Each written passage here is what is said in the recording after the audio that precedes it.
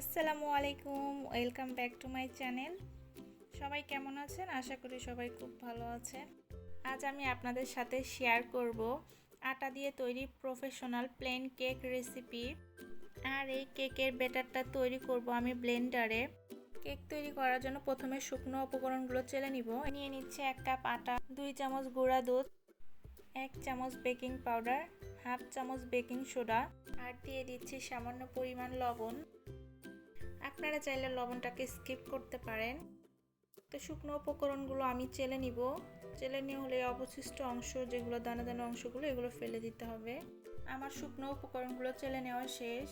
এখানে নিয়ে নিচ্ছি একটা ব্লেন্ডার জার আমি 2টি ডিম দিয়ে দিয়েছি। এখন দিয়ে দিচ্ছি হাফ কাপ চিনি। এখন আমি এগুলোকে 1 মিনিটের মতো ব্লেন্ড করে নিয়েছি।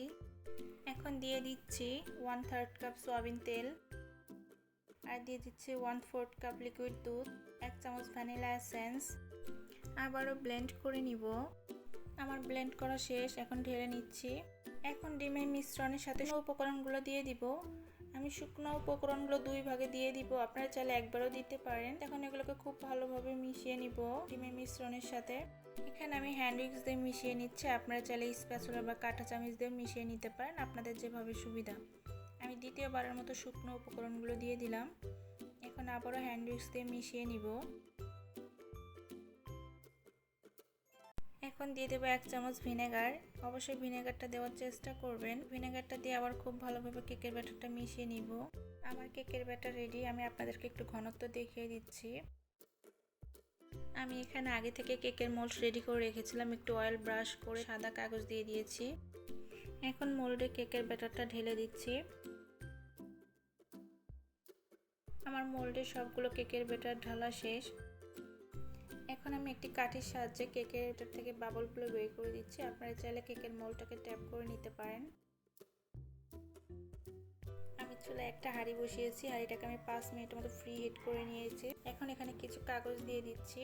কাগজ দেওয়ার কারণে কেকের উপরে সুন্দর একটা কালার চলে আসবে, তাই চেষ্টা করবেন কাগজ দেওয়ার জন্য। কাগজের উপর একটি স্ট্যান্ড দিয়ে আমি কেকের মোল্ডটাকে দিয়ে দিয়েছি। এখন লো হিটে কেকটাকে আমি 40 মিনিটের মতো বেক করে নিব। তো ফিরছি 40 মিনিট পর। আমার কেকটা বেক হতে 45 মিনিট সময় লেগেছে। এবার আমি ঢাকনাটা খুলে দিচ্ছি। মাশাআল্লাহ, দেখতেই পাচ্ছেন কালারটা কতটা সুন্দর এসেছে। ওভেনে বেক করলে যেমনটা কালার আসে ঠিক তেমনটাই কালার চলে এসেছে। এখন চেক করে নিব ভিতরটা কাঁচা আছে কিনা। তো আমি একটা কাঠি দিয়ে চেক করে নিয়েছি, আমার কাঠিটা ক্লিন এসেছে, তার মানে আমার কেকটা বেক করা হয়েছে। এখন আমি কেকটাকে আনমোল্ড করে নিব। আমি কেকটাকে আনমোল্ড করে নিয়েছি। এখন উপরে পেপারটা উঠিয়ে ফেলবো। তো দেখতেই পাচ্ছেন নিচে কেকের কালারটা কত সুন্দর এসেছে, পুড়ে যায় নাই। আমাদের ঘরে অনেক সময় ময়দা থাকে না, কিন্তু আটাটা অ্যাভেলেবেল সব সময় থাকে, কারণ আমরা সকালে নাস্তায় রুটি বা পরোটা খেয়ে থাকি।